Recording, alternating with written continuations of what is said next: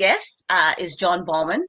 I had an opportunity to work with John some years back on a very, very pressure project of 500 youth, but very, very nice working environment despite the pressure.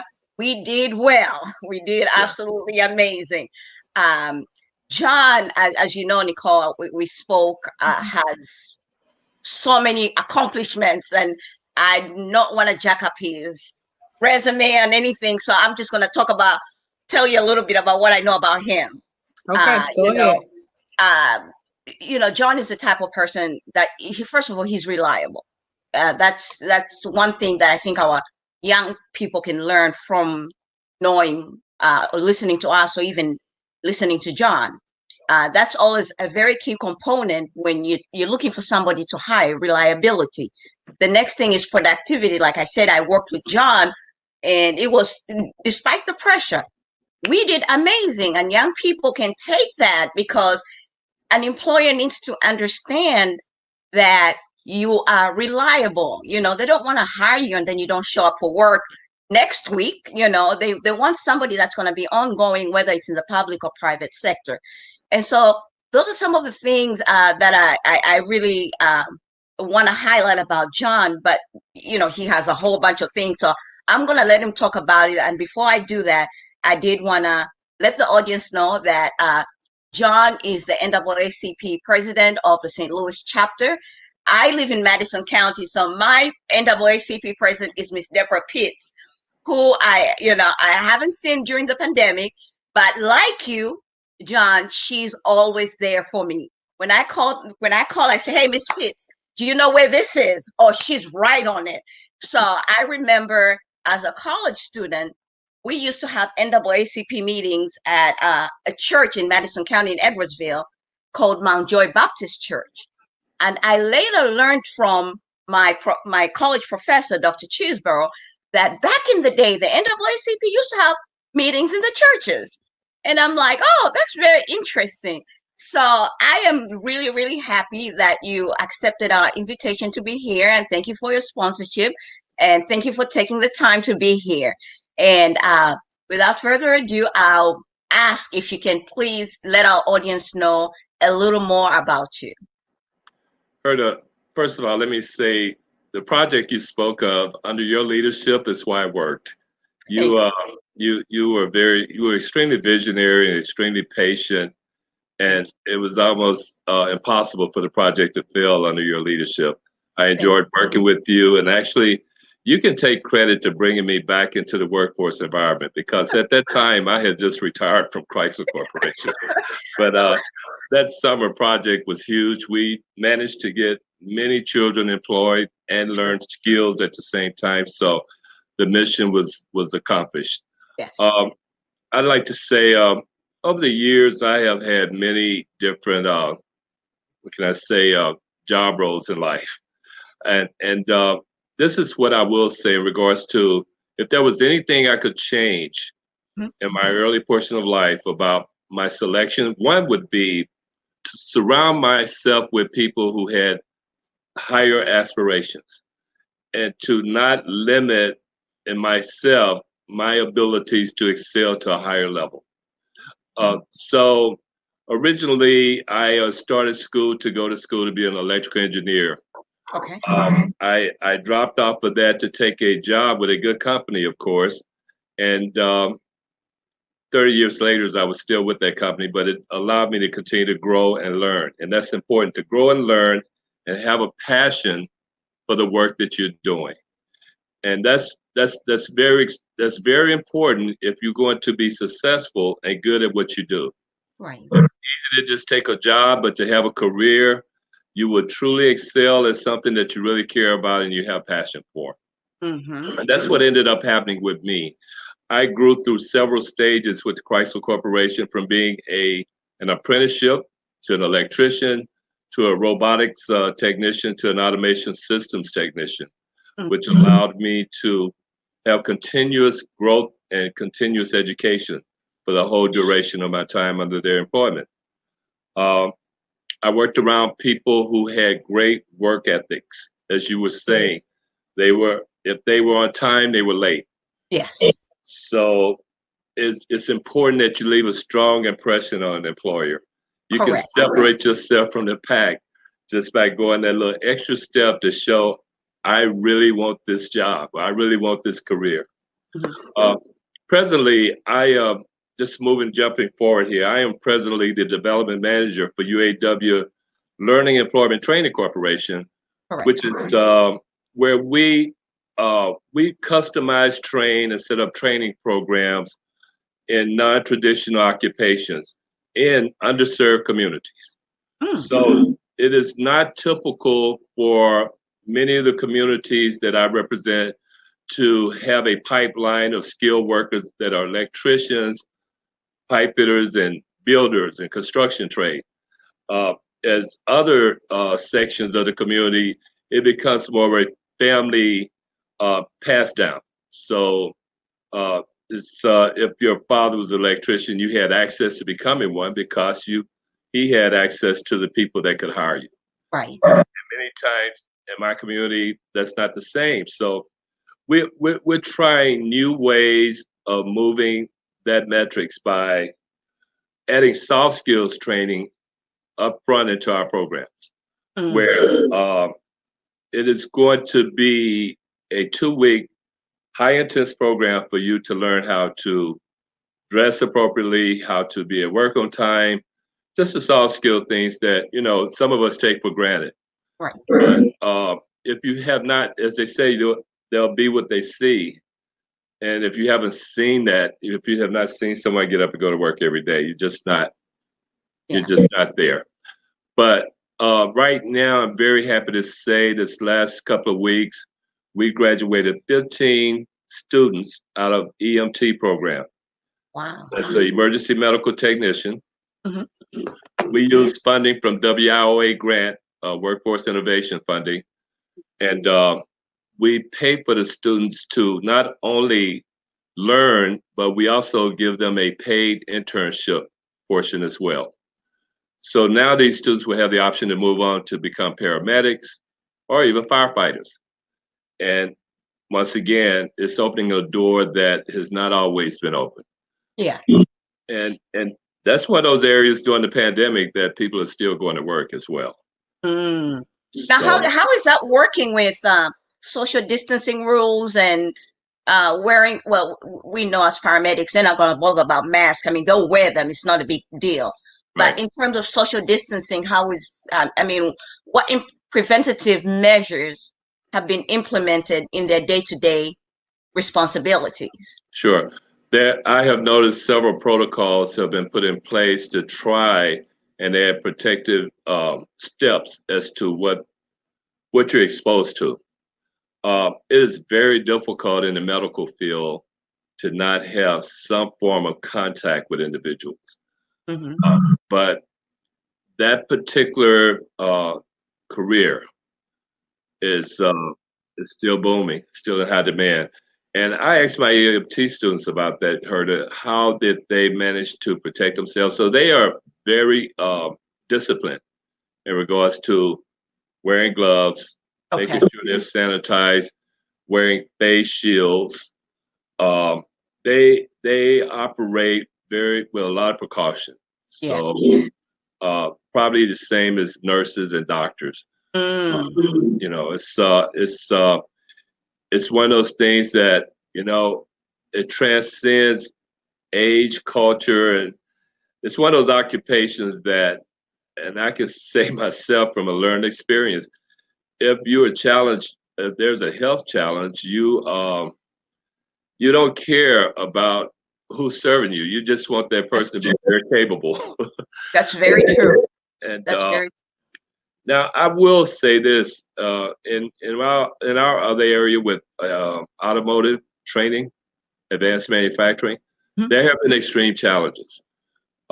We ask manufacturers to put up separation shields and check temperatures before employees come to work on a regular basis, and actually perform COVID-19 testing on a regular basis.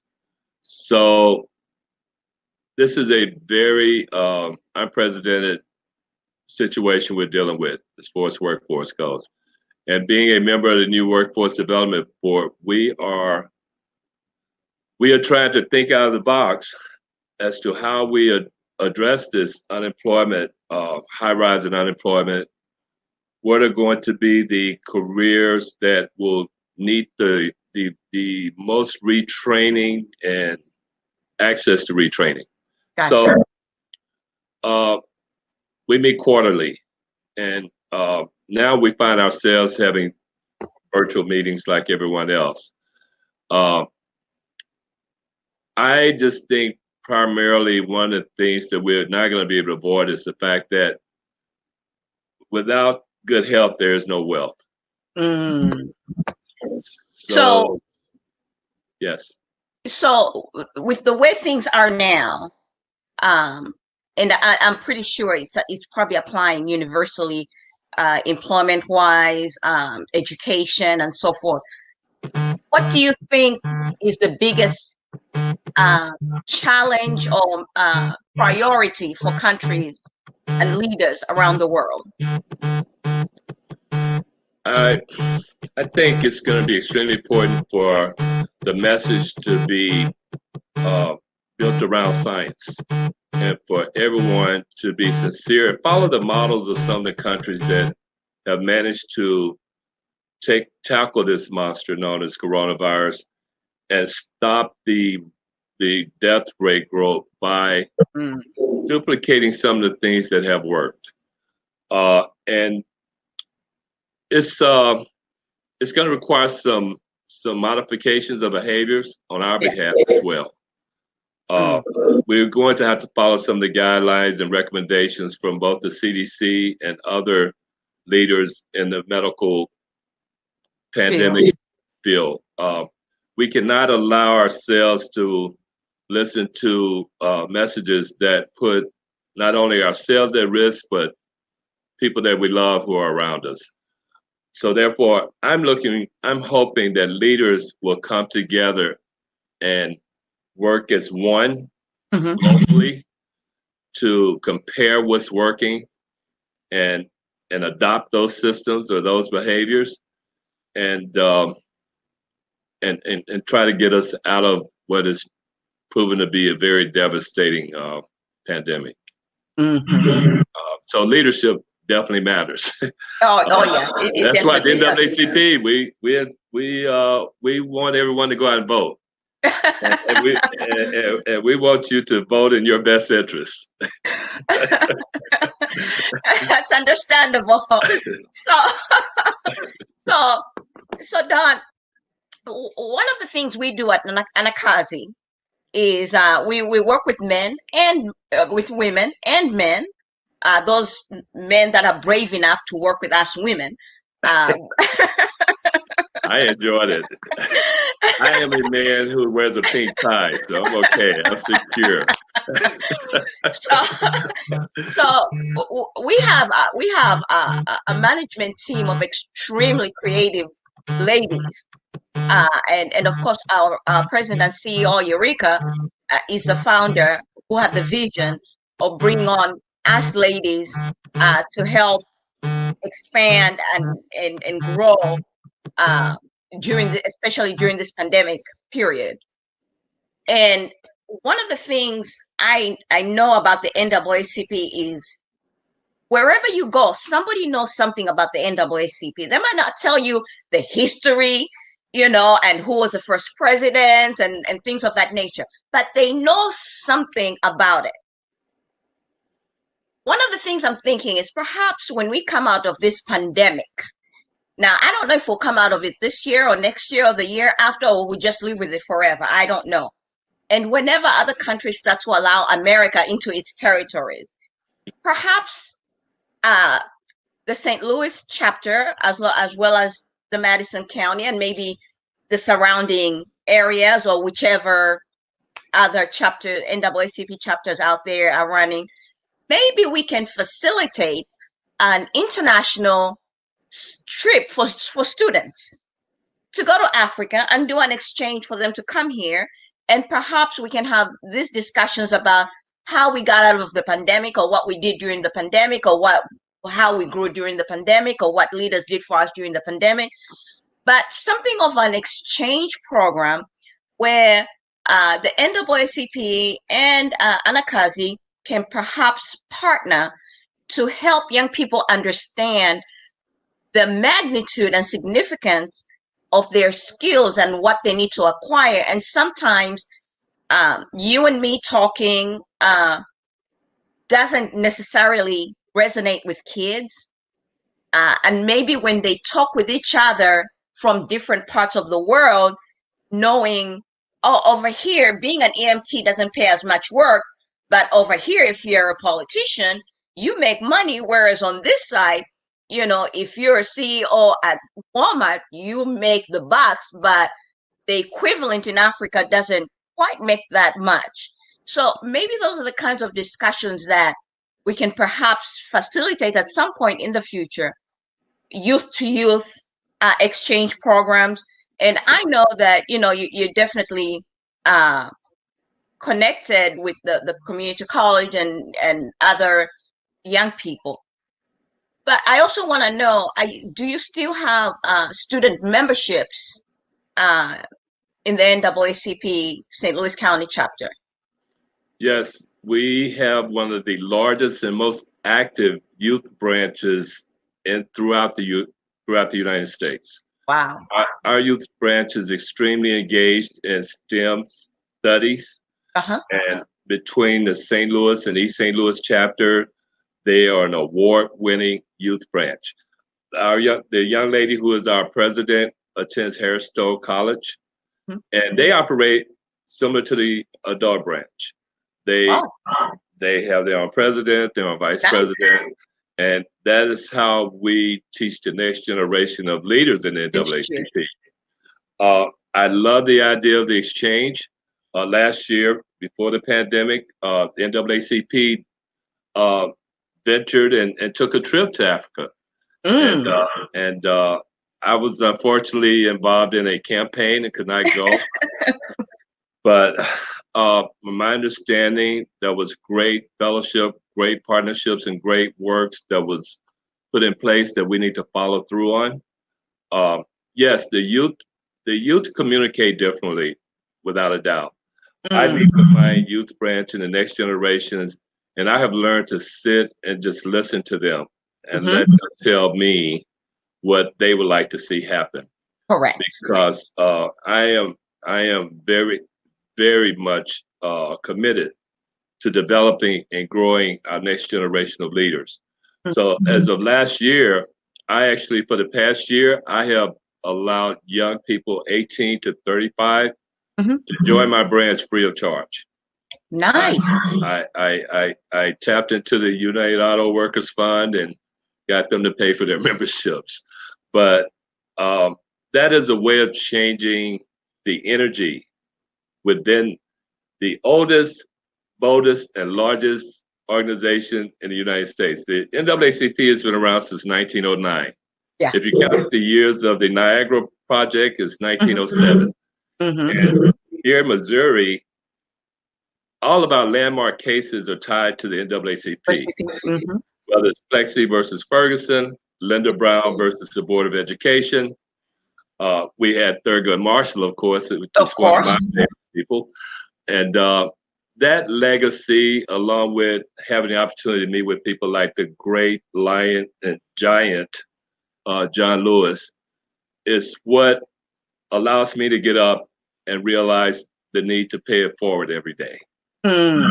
So youth have always led our revolutions all the way back to the beginning of time. Sure. So we have to become bridge builders, so to say, where we share our years of knowledge because of the lumps and bumps that we've learned a few things over the years. But at the same time, they're very visionary, very dynamic, and courageous. So, yeah, I look forward to working with them. Well, that's beautiful. So I have one more session, one more question before we end. But you're listening to the young people, Are you first? Are you still having meetings during the pandemic? Are they still meeting during the pandemic? We And are the, we are okay, virtually meeting. I've invested in, virtually meeting. And yes, what I've then? invested. Because what I'm hearing from you, what I'm hearing from you is completely different from what I'm hearing from youth in other parts of the world, whether it be it in Zambia or in India, and then of course the many other parts of the world. The narrative is somewhat different. You're talking about grooming the next generation. You're not holding on. You're not greedy. Yeah, We are willing to bring up the next generation. I absolutely. when I look back, I'll take my own country and I'll take the criticism for it. When I look at Zambia, um, there the old people still want to hold on to leadership, to the power, and not releasing it. You find somebody, I mean, you find somebody, and I'm not trying to talk down on Biden or Trump, but you find somebody at 75 running for office, and our terms are 5-year terms, right? So if you're 75 now, you're going to be 80 at the end of your first term, and then you're going to be 85, and then you're going to try and campaign for a third term. And then some leaders are already in wheelchairs and can't walk, but they want to be president. So, so, so I say that. Well, I mean, I am criticizing a little bit, but I say you're having these young people, they're meeting virtually, and you're willing to pass on and groom the next generation. Yes. Where is that motivation, heart coming from to want to see young people take over from you, knowing that when they take over from you, you won't have your platform as you do now? Where does It that come from? it comes from when I was younger. There were people who opened doors for me. I had the opportunity to be under the tutelage of people like Senator Paula Carter, Senator Jed Banks, even Congressman Clay Sr. I was one of his young Democrats when I was probably 18, 19 years old. Okay. Now, granted, I will agree, politicians want to hold on to power forever. But an organization like the NAACP, Urban League, and other organizations have to recognize if we're going to be relative for the long term, if you're not putting, it would be just like having a basketball team and not training your second string team to replace a hurt player. Mhm. This organization is much bigger than any one person, including me, Yeah. believe it or not. Yeah. But here's what happened, Herta. I Mhm. became president last year. I inherited this position. I backed a younger person. My president was Oh, 26 years old, and I campaigned and did everything in my power to get him elected. And I was thinking, wow, at his age, I don't ever have to worry about being president because he's going to outlive me. Uh, Unfortunately, circumstances turned change. to changed and it didn't work out that way. But I have not lost my zest for sharing with those who are willing to listen. I don't know everything, but I do know I have navigated through certain things in life that I think that matters. And you can avoid making some of those mistakes just by maybe choosing to listen or not. Yeah. The thing I'm always connected to young people because of my own children. You know, Gotcha. I had daughters. I want them to be strong and very confident, and I want them to see that they could conquer the world just like anybody else. And the results have played out very well. My oldest daughter works for the CDC, and she's involved in this conversation around COVID-19. Okay. My youngest daughter just graduated with an architectural engineering degree. So when I think it really goes back to being in my DNA because I always respected the elderly people, but the ones I was around, they always believed in me and thought that, there was something there that could develop into something that would help others. So with Gotcha. that, that's So where it comes what are the young people, how do they intend to climb out, to rise out of the pandemic? What is their vision, the NAACP young people? I've been out in the streets with these guys over the past couple of months participating in protests with them. Okay. And you know, I know some of my friends who are my age will even, have a conversation with me that says, "Hey, John, protesting, yeah, yeah, yeah." I said, "Well, yeah, protesting is to get their attention, but also they will evolve into understand the need to create policy change and legislative change.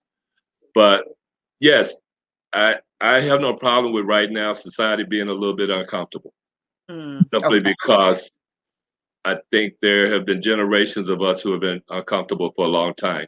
Mhm. I tell people presently under my presidency, I'm dealing with two pandemics, COVID-19 and COVID-19. Oh, So I want to make sure that I'm not asking for protests to be out of hand. I want it to be peaceful, but yeah. at the same time, I think their voices need to be heard, and change really needs to happen during this watershed moment. I don't think this is a time that we can allow a movement. So coming out of that, with that being said, yeah, uh, we're gonna still need people to have occupation skills that the industry needs or requires, because it does come back to we're gonna have to grow an economy again at some point. Gotcha. Well, John, our time is up, and I want to say thank you so much as always. I appreciate you participating and being a part of our platform. And let's work on that vision, international exchange program at some point. I would love to see that happen. And I think as soon as possible, I would like to have you as a guest, as a part of one Okay. of my meetings, our Okay. virtual meetings, so you can meet our youth branch. They're Okay. extremely impressive. Uh, Not to take away from my adult branch, they're impressive people too. But uh, this youth branch, they have some real talent and some real some there's some game changers in that group. So I definitely want to help nurture that. Okay. Well, thank you so much, John. And let's stay in touch. Thank you so much for coming on. Thank you for inviting me. Thank you, Thank you. guys. This is great.